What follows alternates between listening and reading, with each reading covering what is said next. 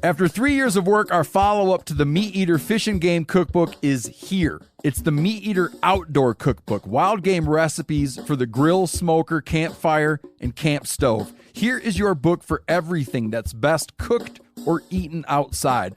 From grilling to open fire cooking to Dutch ovens to smokers to barbecue to backpacking meals to how to pull off the perfect fish fry, with pit stops along the way for lessons about Ice Age cooking methods and the best 5 ways to construct a cooking fire you can be proud of. And of course, we're focusing on wild game and fish here with over 100 recipes, including stuffed venison burgers 3 ways, wild duck with ahi verde sauce, a jerky made with cola, a gin and tonic made with fire-charred lemons, and grilled frog legs made with a sticky sweet sauce. This ain't your normal cookbook, so be prepared to be surprised. Get your copy now. For more info, visit themeateater.com or buy it wherever books are sold. Welcome to the Wired to Hunt Foundations podcast, your guide to the fundamentals of better deer hunting.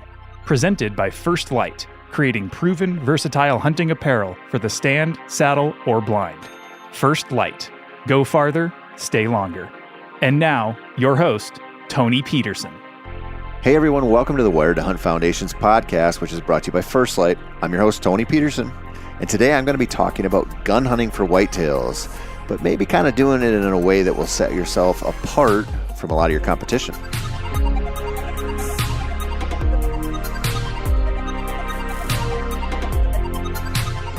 Throughout much of the country, right now, the archery season is giving way to gun season. Now that might be bad news for a lot of you hardcore, ride or die bow hunters, but it also might be a hell of a relief for many of you. Gun hunting is just a different beast, and it comes with a different set of rules. At least, that's what many of us think. I kind of think the rules stay the same, but the game is just a little different. Now I know that's confusing as hell, so you just have to let me get there, which is what I'm going to do right now.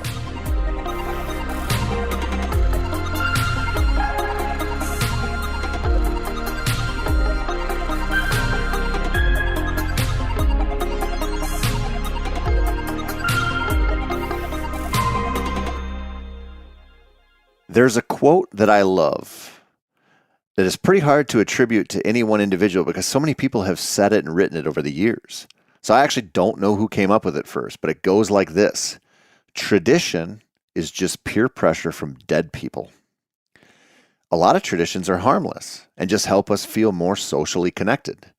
Here in the good old USA, or just a little bit north of here in the land of hockey and maple syrup, most of our traditions are pretty laid back and not really all that shocking. Little things like saying, how are you? Instead of what we mean, which is, hey bro, that's one. Smiling at strangers is another. Try that in some countries and you might get kicked right in the old sock puppet. Try that with the wrong monkey or other primate and you might see that old sock puppet get removed from your body and tossed into the trees. Traditions you might not know about include drinking coffee on the go. There are a lot of cultures where coffee is a communal thing and not just a baseline drug we use every day so that we murder someone for, weirdly smiling at us Mark Kenyon style. We also have a weird tradition of requesting changes to the menu at restaurants, or changes to a certain type of dish at a restaurant.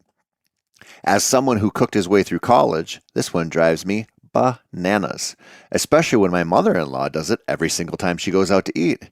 During the process of explaining how she wants something totally changed in a dish that doesn't make sense, I can see the servers just die a little inside.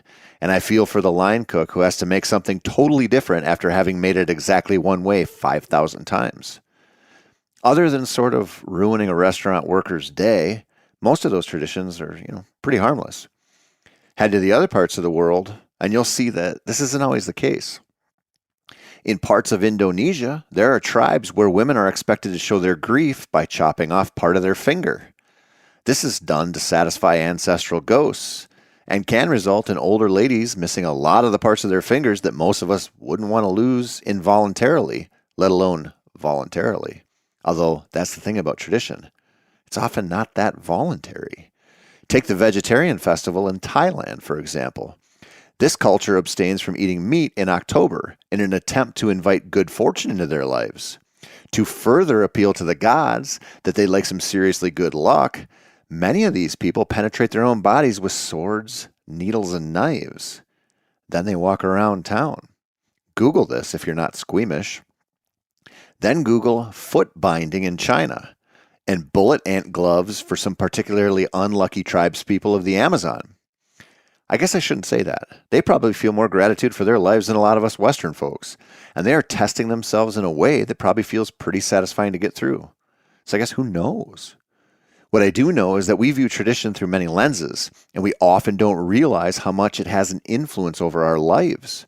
When it comes to hunting, there's no more evidence of this than on a typical opening weekend of gun season when you're heading to the cabin to meet up with your relatives. If you could see a time-lapse shot of the typical gun hunting party that has the traditional cabin somewhere, you could probably relay opening weekend every year over opening weekend from every other year, and I bet it would look very similar. At least the start of the whole thing would. You'd probably see the same orange-clad hunters walking the same trails to the same stands. You'd see the same four-wheelers and side-by-sides puttering along the same routes. You'd probably see the reverse of that moment at about the same time every day, maybe a few hours into the morning, maybe sometime at midday. Then you might see a whole bunch of orange-clad hunters set up the same deer drive in the same spots, year after year. By afternoon, you're likely to see the same movement that you saw in the morning. Lather, rinse, repeat. I bet if you could survey a random group from the UP of Michigan and a random group from Pennsylvania and then a random group from North Carolina and wherever, year after year, you'd probably hear about the same relative amount of success at any given opening weekend.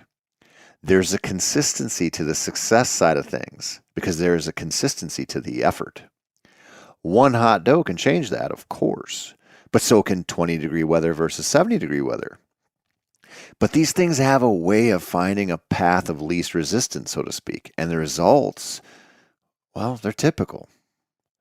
We don't really think about how much of a tradition it is for Grandpa to go to a certain stand, for the young hunters to always be the drivers and the deer draggers.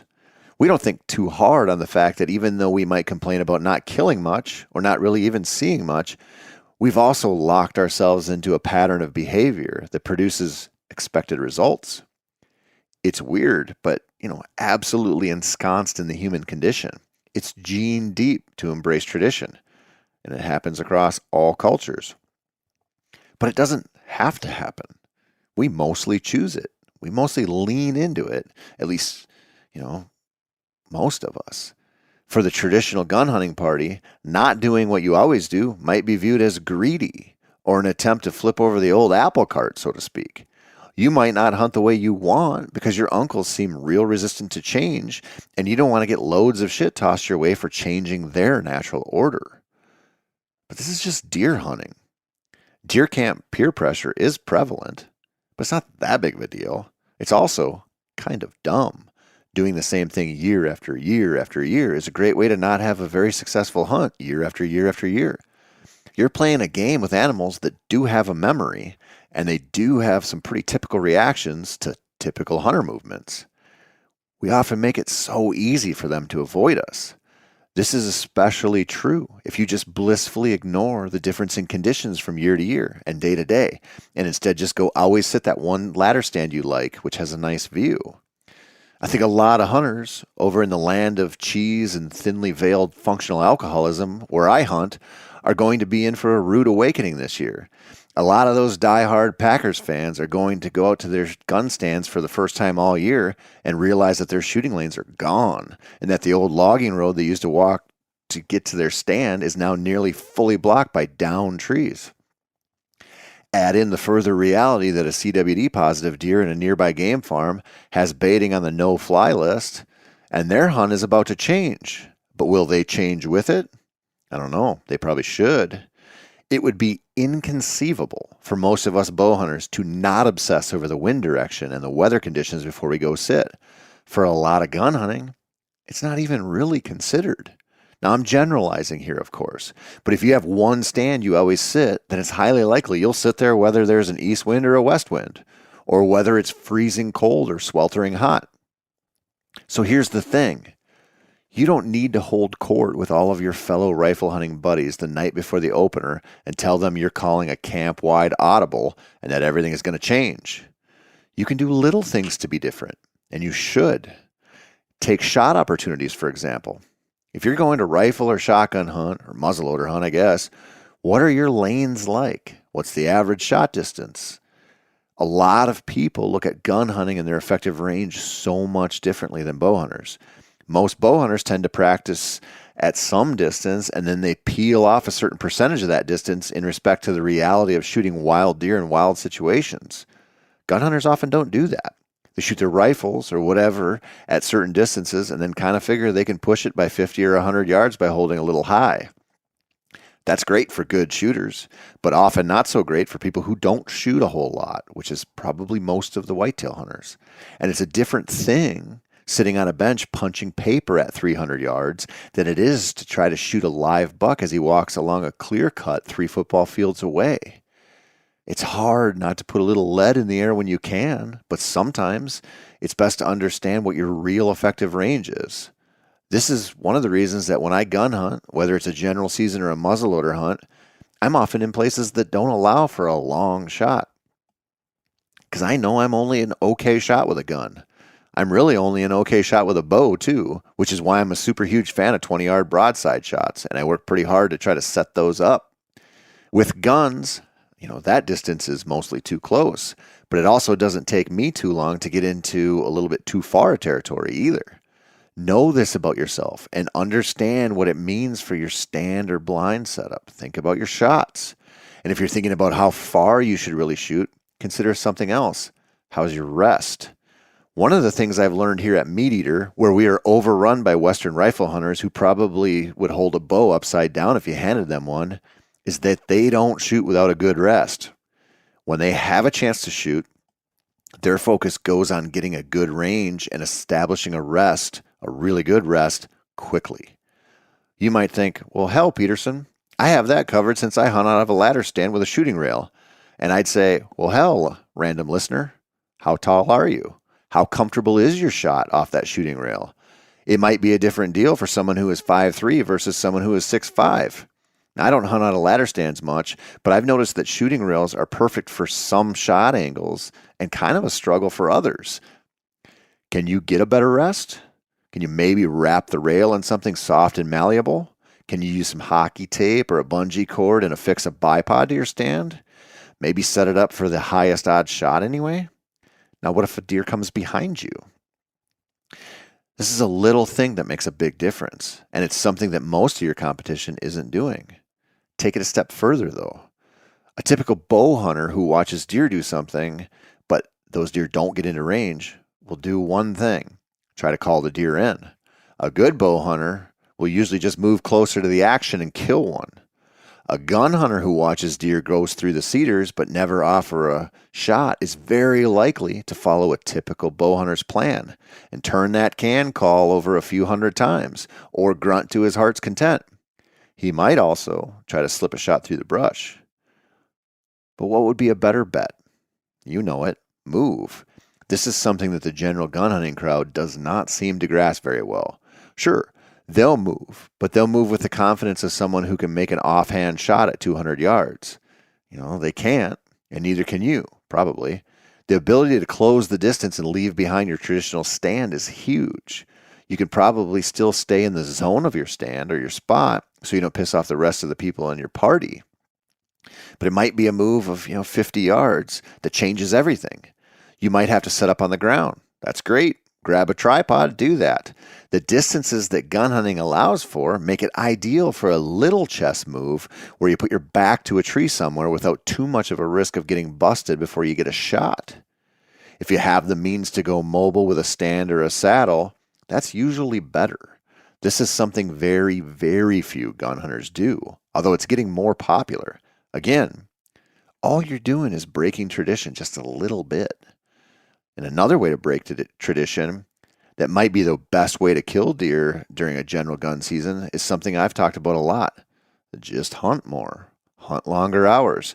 Take a couple of vacation days to stick around camp on Monday and Tuesday, when most hunters make a mass exodus out of the woods and head back to their daily lives. The reality is that most hunters don't want to sit that long. They put in a couple hours in the morning and a couple in the afternoon. Those windows get even shorter as the season goes on, and the hangovers kick in and the action dries up and the futility of it all starts to settle across the land. That's an opportunity for you to do the opposite, spend all day out there. Now, I know I've talked about this a lot, but you just want to be there when others aren't.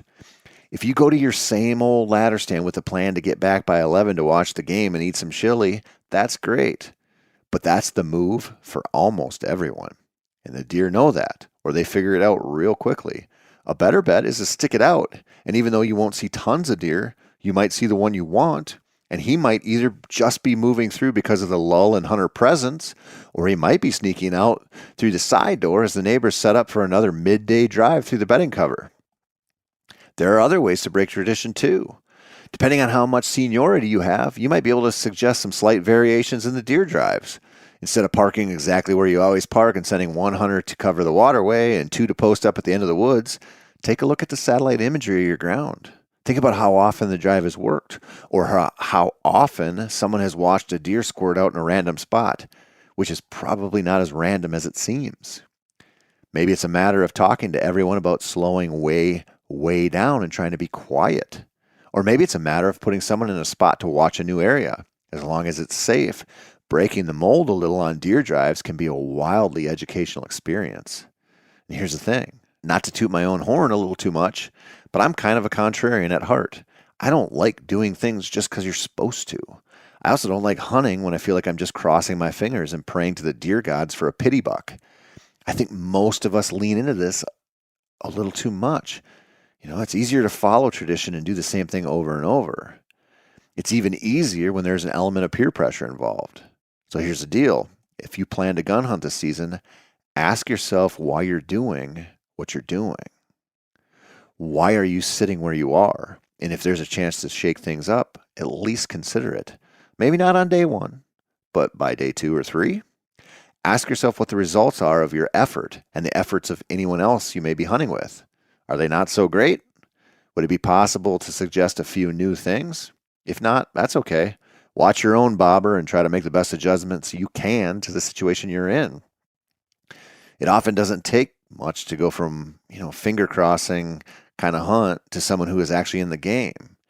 That feeling usually feeds further adjustments and not only makes it more likely you'll fill your tag, but it makes the whole thing a hell of a lot more enjoyable. And when you enjoy it more, you kill more deer. Trust me on that. So stay safe out there. Shoot straight. Change things up a little bit if you're not happy with how it's going. And come back next week because I'm going to talk about a concept in engineering that also applies to deer hunting.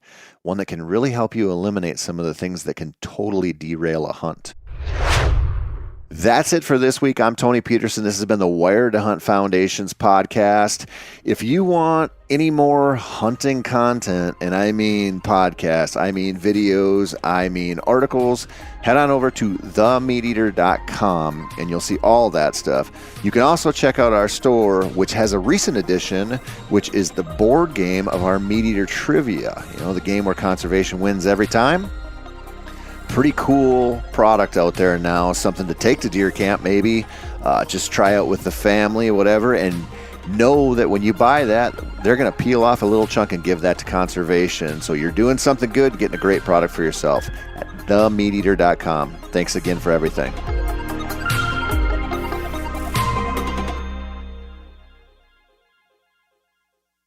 After 3 years of work, our follow-up to the Meat Eater Fish and Game Cookbook is here. It's the Meat Eater Outdoor Cookbook, wild game recipes for the grill, smoker, campfire, and camp stove. Here is your book for everything that's best cooked or eaten outside. From grilling to open fire cooking to Dutch ovens to smokers to barbecue to backpacking meals to how to pull off the perfect fish fry. With pit stops along the way for lessons about Ice Age cooking methods and the best 5 ways to construct a cooking fire you can be proud of. And of course, we're focusing on wild game and fish here with over 100 recipes, including stuffed venison burgers 3 ways, wild duck with ahi verde sauce, a jerky made with cola, a gin and tonic made with fire-charred lemons, and grilled frog legs made with a sticky sweet sauce. This ain't your normal cookbook, So be prepared to be surprised. Get your copy now. For more info, visit themeateater.com or buy it wherever books are sold.